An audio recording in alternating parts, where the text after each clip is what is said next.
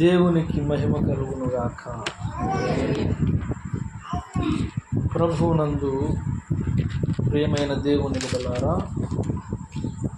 మన ప్రభువును మన రక్షకుడైన యేసయ్య శుభనామములో మీ అందరికీ వందనాలు తెలియజేస్తూ ఉన్నాను. దేవునికి స్తోత్రం. బాగున్నారా? నేను బాగానే ఉన్నట్లే. హల్లెలూయా. కొద్ది నిమిషాలు దేవుని వాక్యాన్ని మనం ధ్యానం చేసుకుందాం. 119వ కీర్తన 140వ వచనం. 119వ కీర్తన 140వ వచనం చదివి సహాయం చేయండి. నీ మాట మిక్కిలి స్వచ్ఛమైనది, అది నీ సేవకునికి ప్రియమైనది. ప్రేమ కలిగిన మా ప్రియ పరలోకపు తండ్రి, నీకు వందనాలు స్తోత్రాలు నాయన. ప్రభువా, మాతో మాట్లాడండి, నీ స్వరాన్ని మాకు బయలుపరచండి, నడిపించండి. పరలోకం దిగి వచ్చి పరిశుద్ధాత్మ కార్యం జరిగించి ఆటంకపరిచే ప్రతి శక్తులను, ప్రతి బలహీనతలను బంధించి పరిశుద్ధాత్మ ద్వారా ఈ మాటలు మాకు నేర్పించండి. యేసునామమున అడుగుచున్న పరిశుద్ధ పరమ తండ్రి, ఆమేన్. దేవునికి స్తోత్రము కలుగునుగాక. హల్లెలూయా. ప్రభువునందు ప్రియమైన దేవుని బిడలారా, 137వ కీర్తనలో వ్రాయబడినటువంటి ఒక అద్భుతమైనటువంటి మాట. యెహోవా, నీవు నీతిమంతుడవు, నీ న్యాయ విధులు యథార్థము, నీతిని బట్టి పూర్ణ విశ్వాసతను బట్టి నీ శాసనములను నీవు నియమించుతీవి. తరువాత 142 నీ నీతి శాశ్వతమైనది, నీ ధర్మశాస్త్రం కేవలం సత్యం. ఇక్కడ దేవుని ధర్మశాస్త్రమును గూర్చి, దేవుని నీతిని గూర్చి, దేవుని న్యాయ విధులను గూర్చి స్పష్టముగా దేవుని వాక్యం సెలవిస్తూ ఉంది. నీ న్యాయ విధులు యథార్థములు అన్నట్టు. ఆ తర్వాత నీ నీతిని బట్టి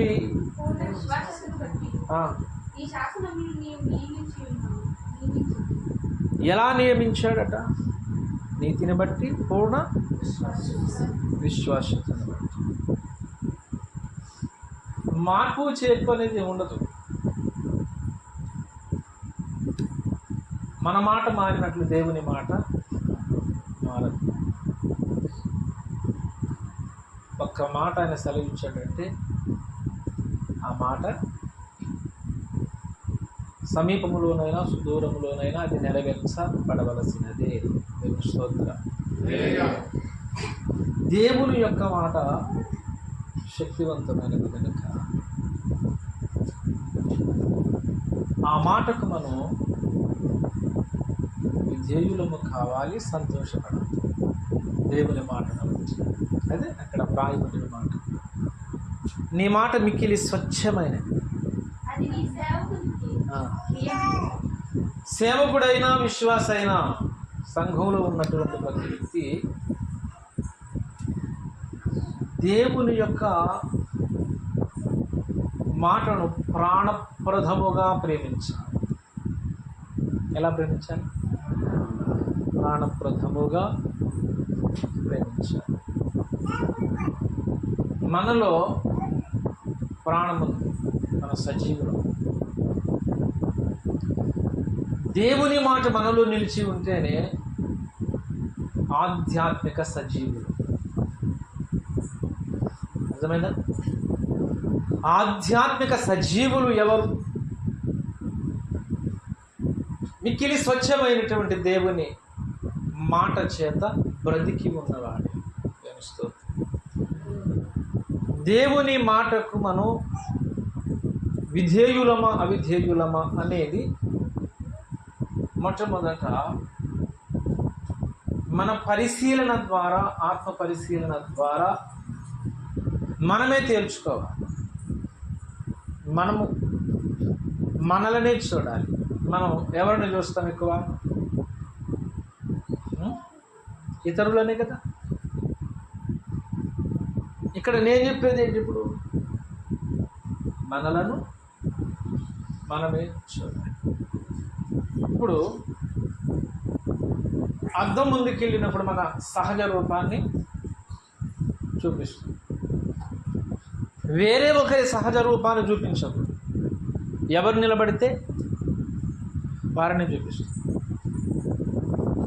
అలానే దేవుని యొక్క వాక్యం ఎదుటకు మనం వచ్చినప్పుడు మన సహజ బ్రతుకును ఆ వాక్యం మనకు చూపిస్తుంది. వాక్యము ద్వారా మనం నడిపించబడాలనుకున్నప్పుడు వాక్యం మనతో మాట్లాడి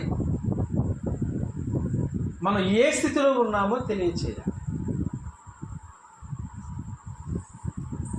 వాక్యములో మనలను మనము చూడగలిగితే మన లోపాలు కనబడతాయి, మన నీతి కూడా కనబడుతుంది. మనం నీతి చేస్తే నీతి కనబడుతుంది, లోపాలతో ఉంటే లోపాలు కనబడతాయి. నీతి కనబడితే ఇంకా నీతియుక్తంగా బ్రతకడానికి ముందుకెళ్ళాలి. లోపాలు కనబడితే లోపాలను వదులుకోవడానికి ముందుకెళ్ళాలి. దేవుడు దేనినైతే మనకు చూపిస్తాడో మొదట దానిని మనం నమ్మాలి.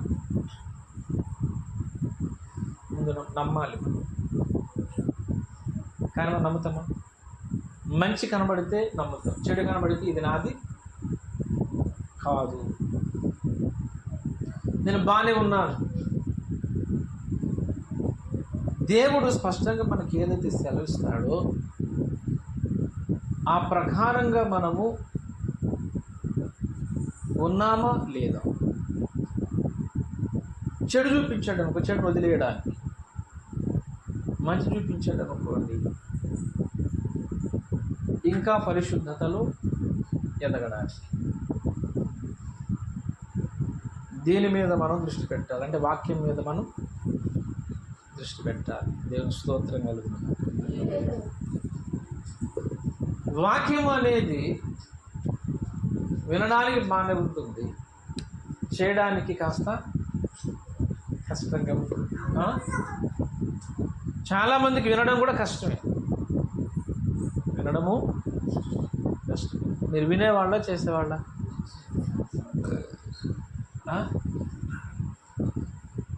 వినాలి, చేయాలి. వినాలి. ఎందుకు వినాలి?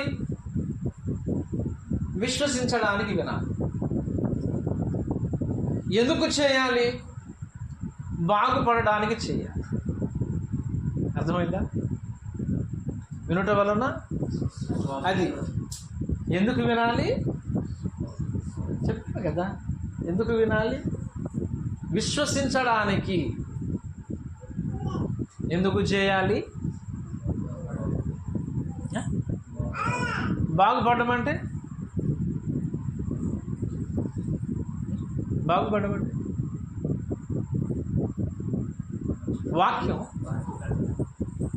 వాక్యం దేనినైతే ప్రతిపాదిస్తుందో అది నా యొక్క నడకలో కనబడాలి. నా నడక అంటే నా ప్రవర్తన అర్థం. నడక అనగా నా ప్రవర్తన. ఎదుటి వాళ్ళు బాగుండాలనుకుంటాం కానీ మనం బాగుండాలనుకుంటామా? చెప్పండి. ఎవరిసలో చెప్పాలి కదా మీరే. మనం ఎప్పుడు ఏం కోరుకుంటాం?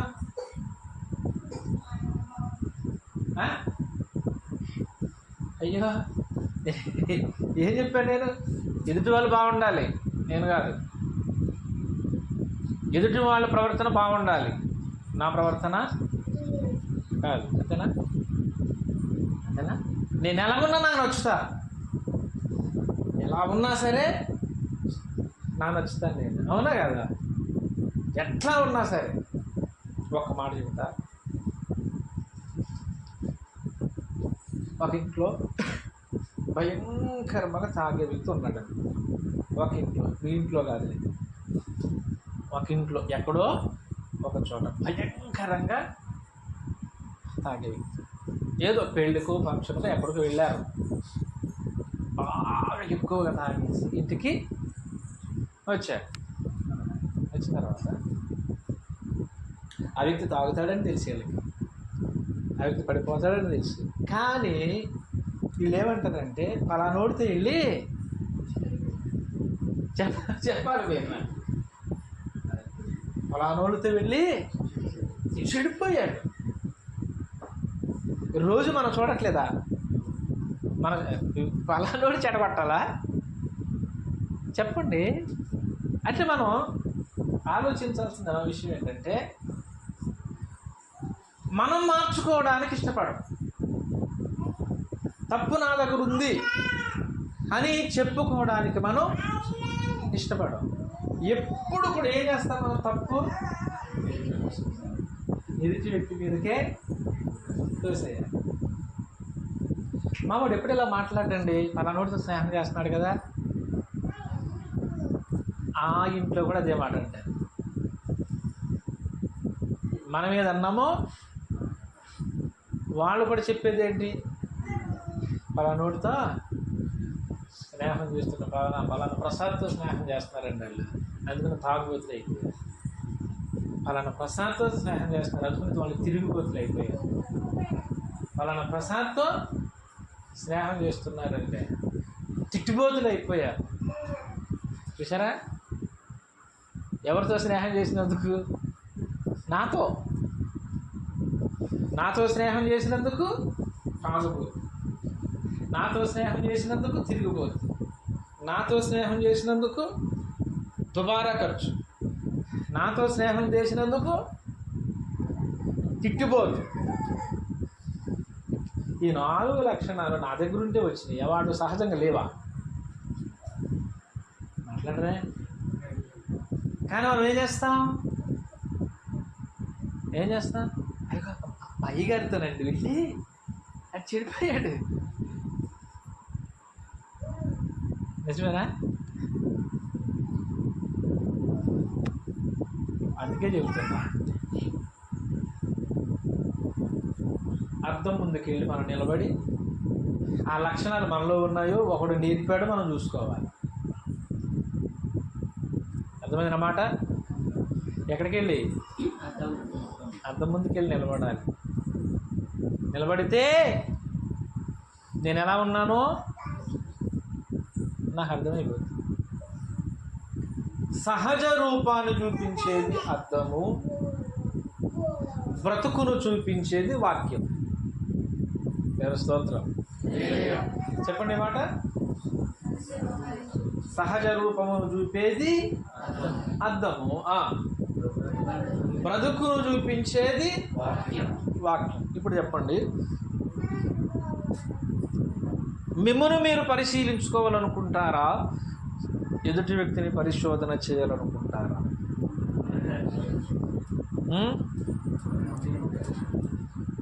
మిమ్మల్ని మీరే. వాక్యం నిజమేనా? మనలను మనం పరిశీలించుట వలన మనకు కలిగే మేలేంటి?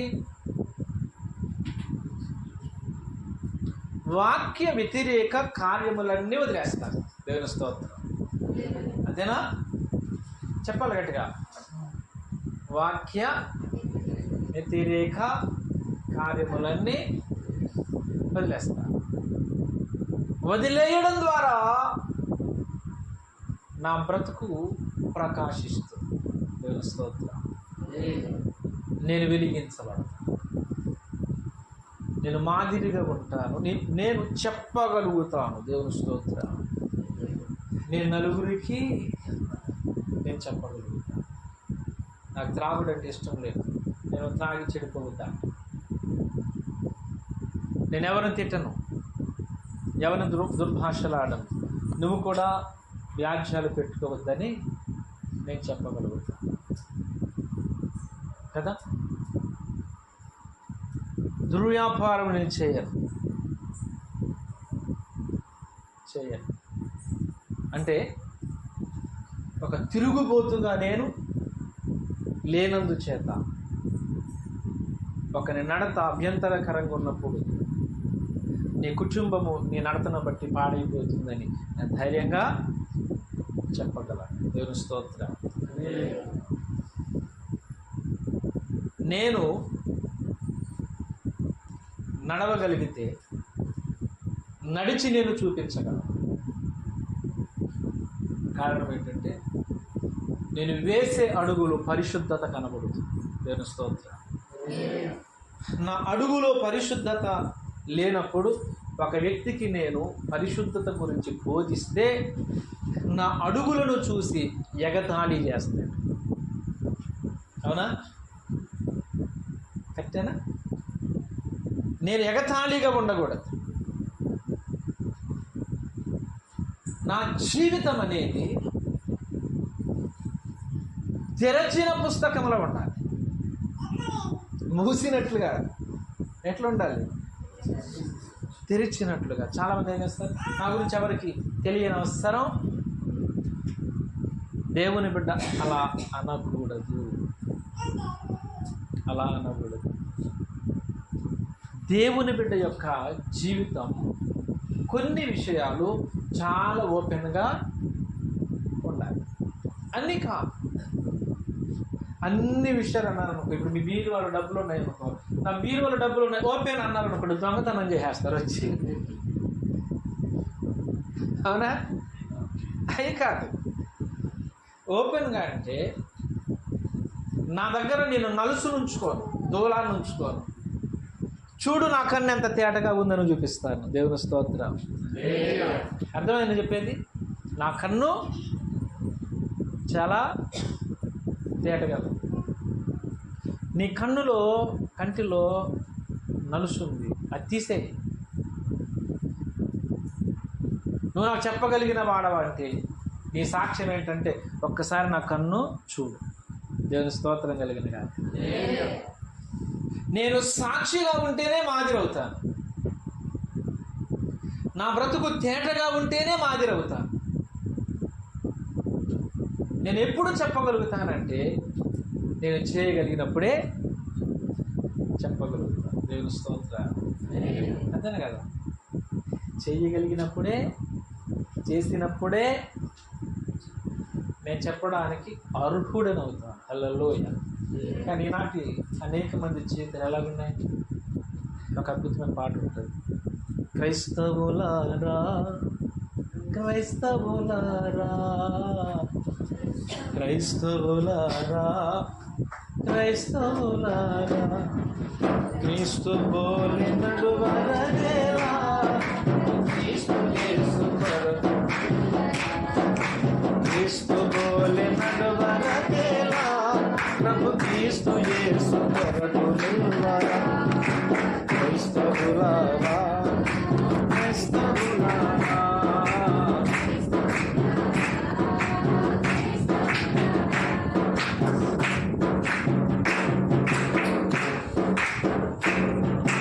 మారు మనసు పొందకుండా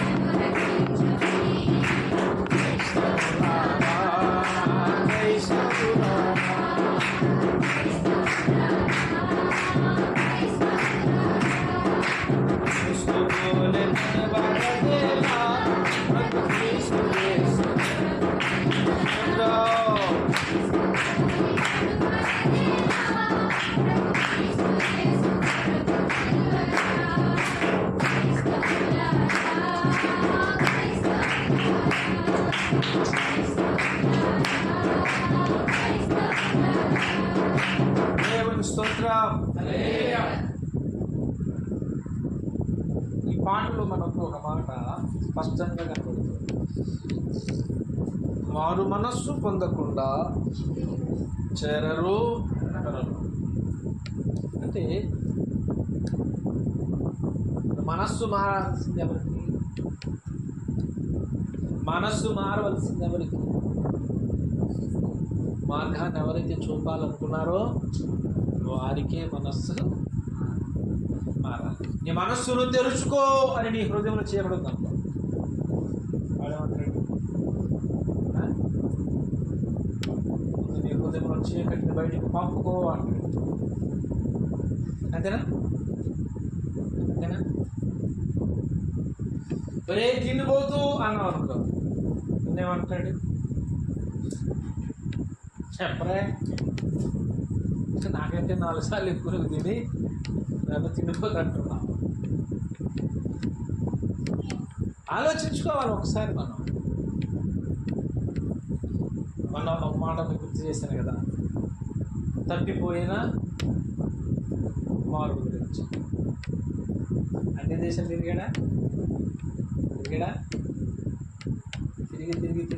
ఇక్కడికి ఎక్కడికి వచ్చాడు? మళ్ళీ ఎక్కడికి వచ్చాడు? రావడానికి గల కారణం ఏంటి?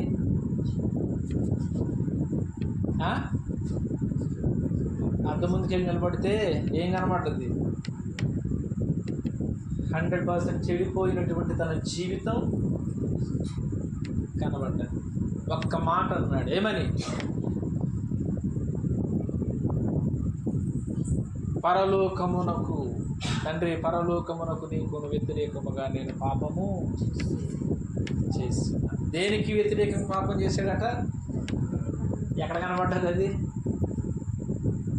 పరిశీలనలో కనబడ్డా.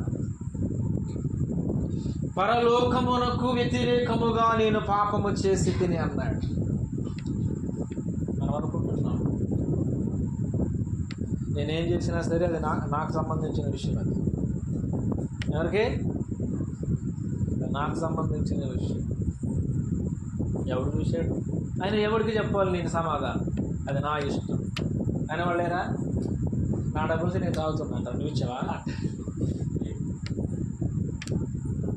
నా డబ్బులతో నేను నా ఇష్టానుసారం బ్రతుకుతా, అది నా ఇష్టం.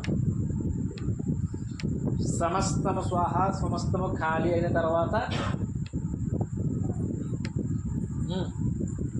అప్పుడు పరిస్థితి ఏంటి? సమస్తాన్ని నష్టపోయి ఆరోగ్యాన్ని మొత్తం పోగొట్టుకొని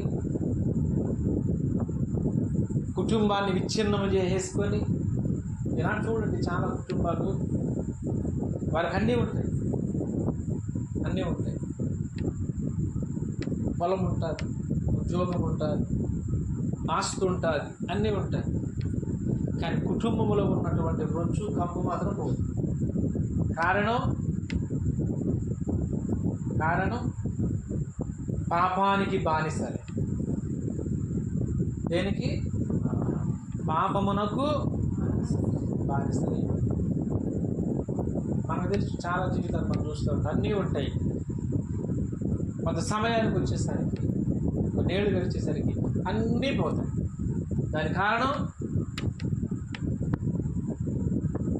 ఈ లోక భోగాలకు, లోకాశలకు లోనైపోయి, ఆశలకు, లోకానికి లోనైపోయి అన్నీ ఒక్కొక్కటి అమ్ముకొని కడకొచ్చేసరికి తినడానికి తిండి కూడా లేనటువంటి పరిస్థితి.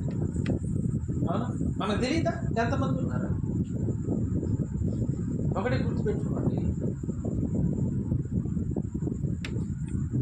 సరైనటువంటి జీవితం ఏంటంటే కలిగిన దాని విషయంలో సంతృప్తిగా ఉండడం.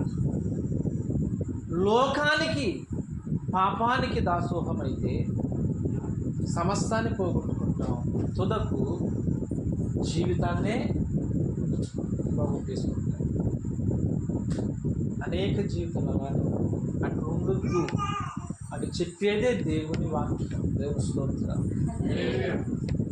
బయట వాళ్ళైనా లోపల వాళ్ళైనా సరే, అంటే లోకస్తులైనా సరే, సంఘస్థులైనా సరే, మన బ్రతుకులను మొదట కాపాడుకోవడం నేర్చుకోవాలి.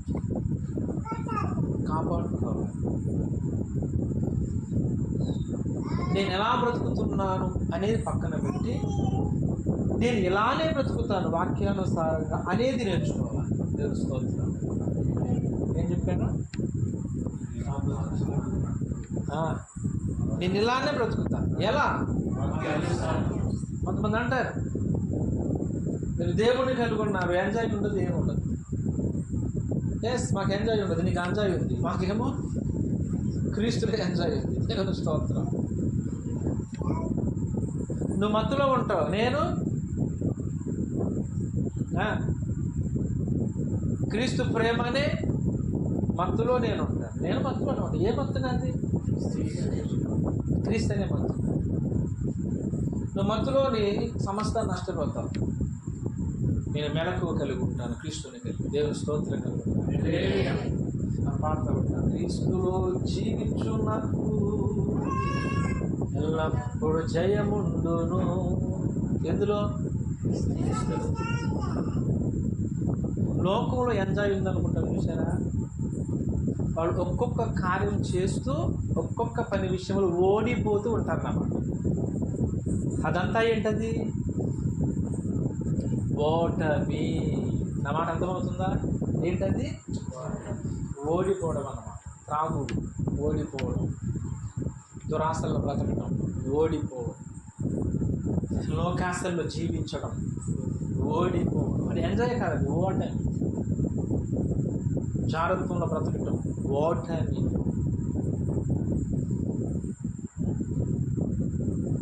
దేవుడు అసహించుకున్నటువంటిది ఏదైతే చేస్తూ ఉన్నాడో అదంతా కూడా ఏంటది? ఓటమి. సాతాను ఓడిపోయే కదా పడిపోయాడు. మీ అందరికీ ఒక మాట చెప్తాను, ఓడిపోయినోడు పెట్టిన స్కీములు ఇవన్నీ.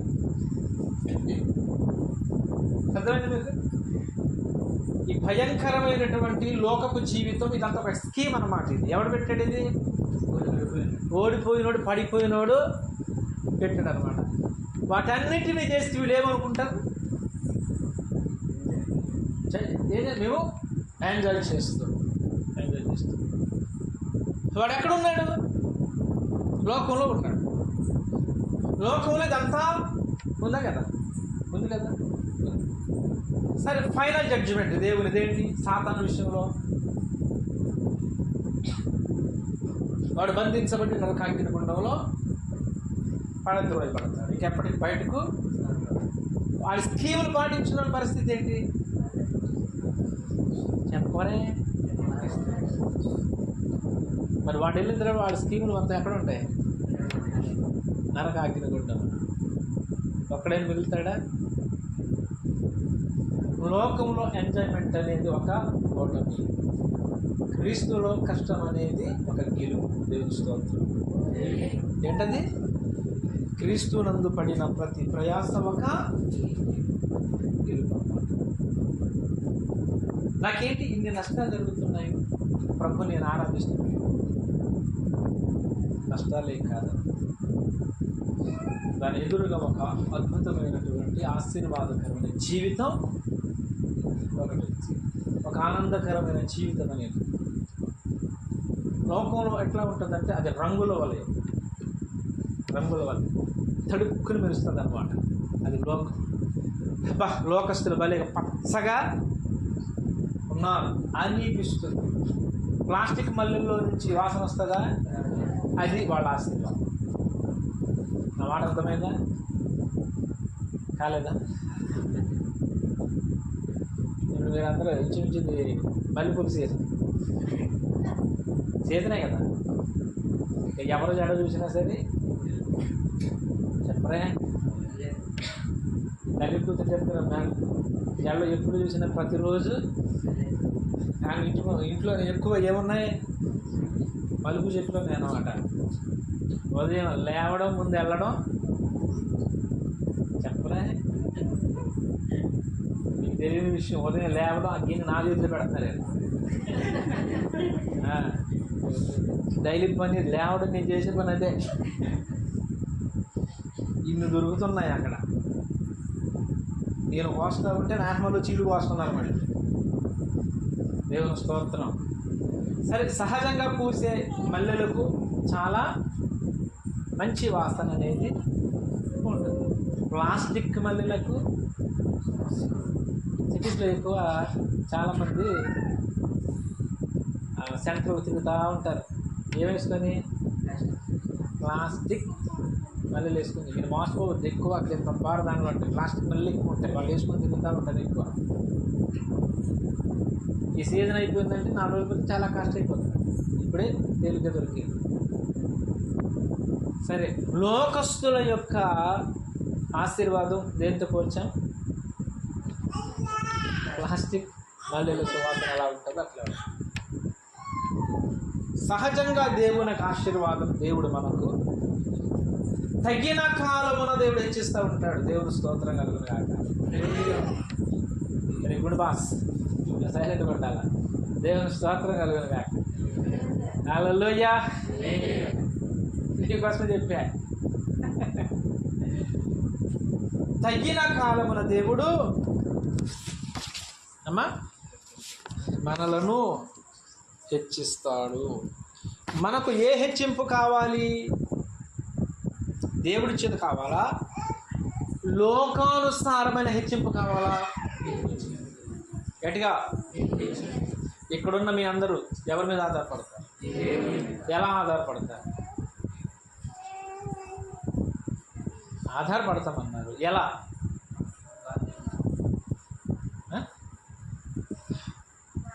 వాక్యాన్ని ఆధారం చేసుకో. సరే, వాక్యాన్ని ఆధారం చేసుకొని మీరు సరే వాక్యాన్ని ఆధారం చేసుకోవడం ఎలా?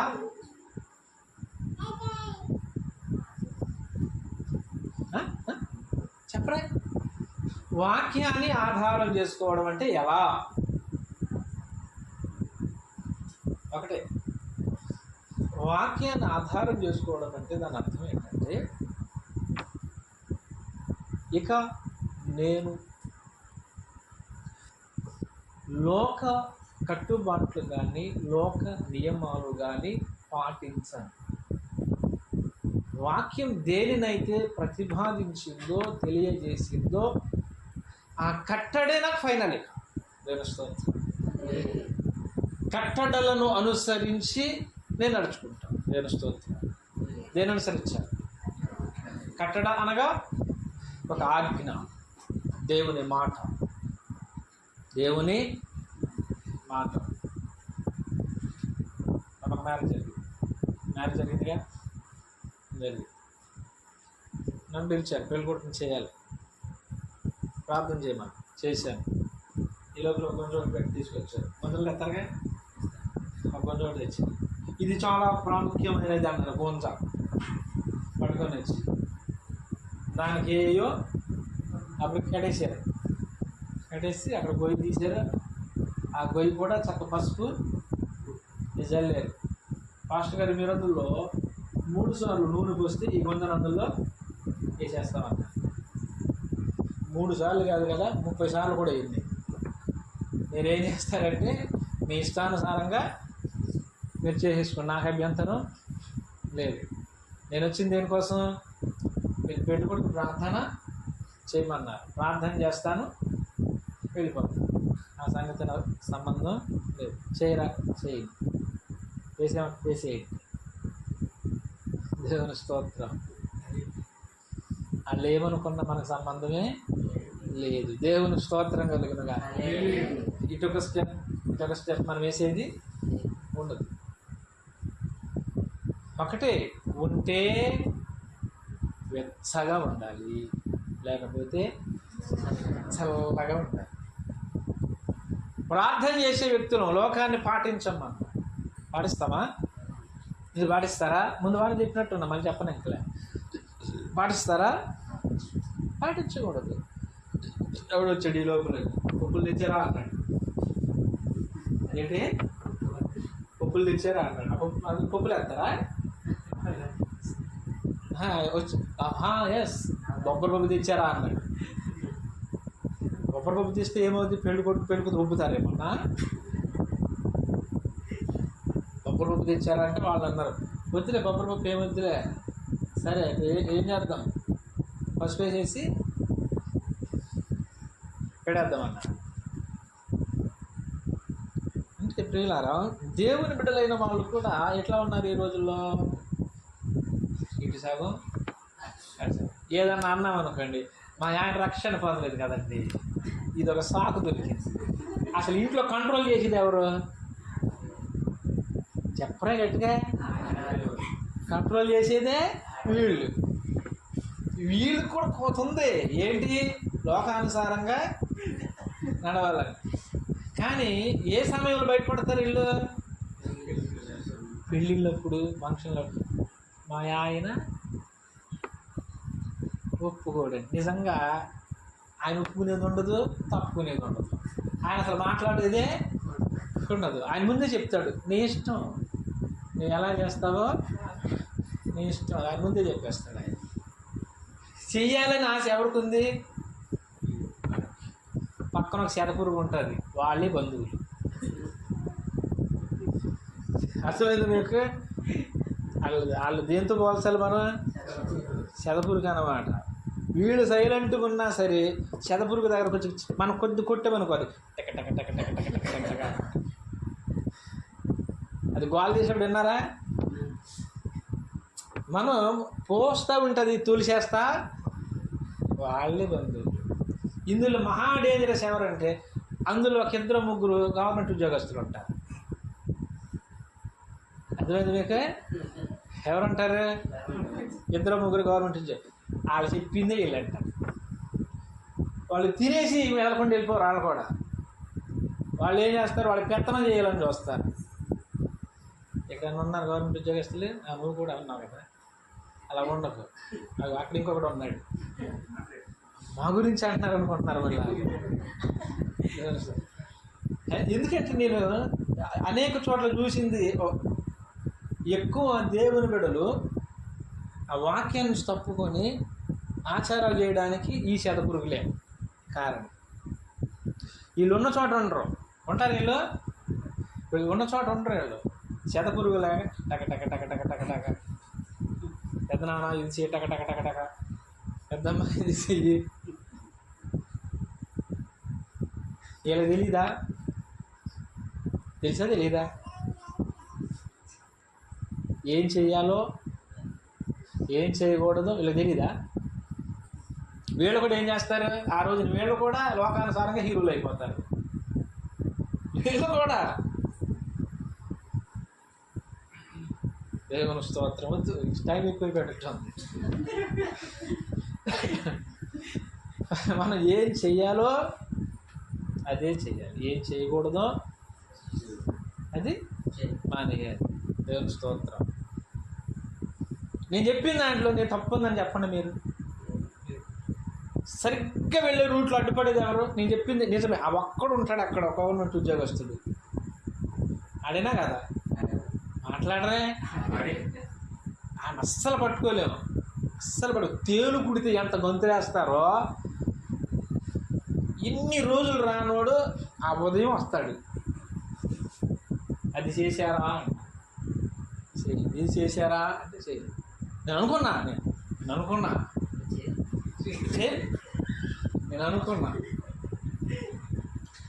ఇన్ని రోజులు క్రమంగా వెళ్తుంది అన్నమాట ఇదంతా. దేవుని స్తోత్రం,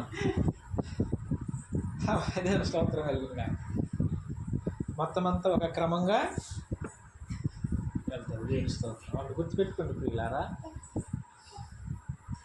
దేవుని వాక్యాన్ని ఆధారం చేసుకున్న వాళ్ళు వాళ్ళు చెప్పారు వీళ్ళు చెప్పారు అనేది చెయ్యదు.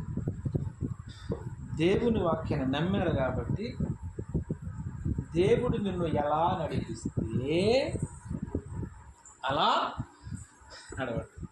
ఇలాగ మన సాక్షి ఏం చెప్తారు తెలుసా? వాక్యం ఎలా చెబితే అలా చేస్తాం, అయ్యగారు ఎలా చెప్తే అలా చేస్తాం. సరిగ్గా ఫంక్షన్ రోజున ఫోన్ చేస్తారు, అయ్యగారు 9 గంటలకు వచ్చి ప్రార్థన చేసి వెళ్ళిపోండి అంటారు. ఏంటి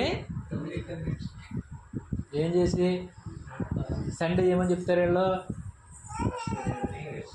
అయ్యగారు ఏమంటే అదే. తర్వాత సరిగ్గా 9 గంటలకు వచ్చి అయ్యగారు ప్రార్థన చేసి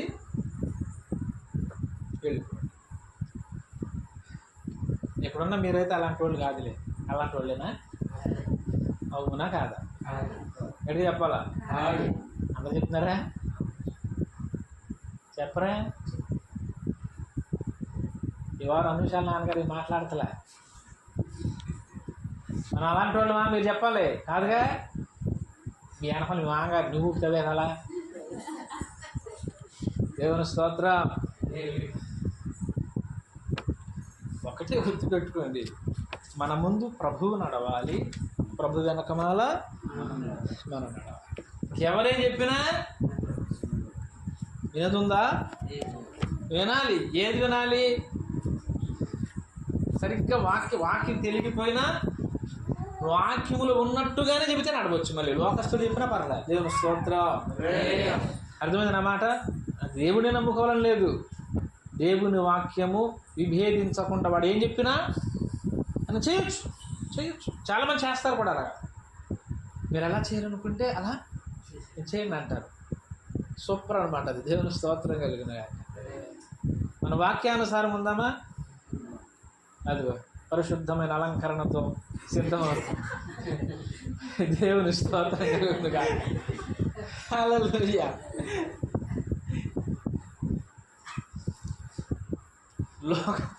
లోకం వేరు, మనం వేరు. లోక పద్ధతులు వేరు, మన పద్ధతులు వేరు.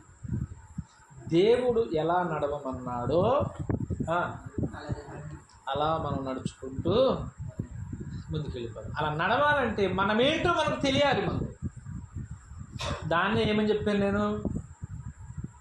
సహజంగా నీ రూపం ఎక్కడైతే కనపడుద్దో ఆ అర్థము పేరే వాక్యం అన్నాడు. దేవుని స్తోత్రం. అక్కడ నిలబడినప్పుడు ఎవడే చెప్పినా నేను వినం. నిలబడదామా? అలాగా చెప్పాలా? పరిశుద్ధంగా ఉందామా? యథార్థంగా నిలబడదామా? వాక్యానుసారంగా మాట్లాడదామా? వాక్య ప్రకారంగా కనబడదామా? సరే, అయితే ప్రార్థన చేసుకుందాం. దేవుడి వాక్యమును దీవించునుగాక. హల్లెలూయా. ప్రార్థన చేసుకుందాం. హల్లెలూయా. అందరూ ఒకసారి లేచి నిలబడదాం. హల్లెలూయా. లే ఆభరణాలు ధరించుకోలే. దేవుని స్తోత్రం కలుగునుగాక. ప్రార్థన చేసుకుందాం. అందరం కూడా మీరు 2 చేతులు ఒకసారి పైకి.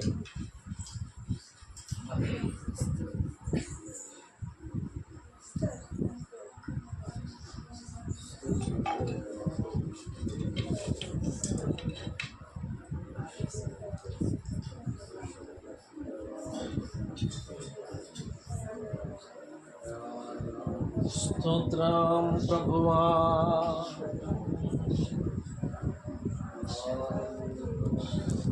అందరూ కూడా నువ్వు మాతో మాట్లాడినందుకు స్తోత్రం. నీవు మాతో మాట్లాడినందుకు స్తోత్రం. చెప్పండి దైవ సన్నిధిలో.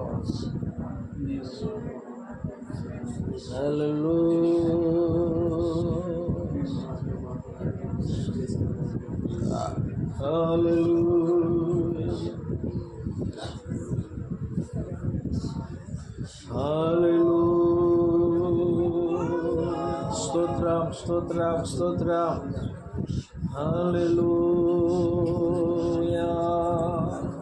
హల్లెలూయా.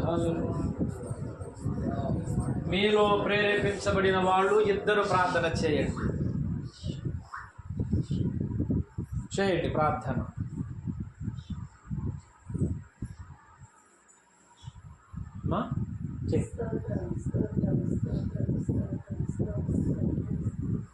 స్తోత్రం. హల్లెలూయా.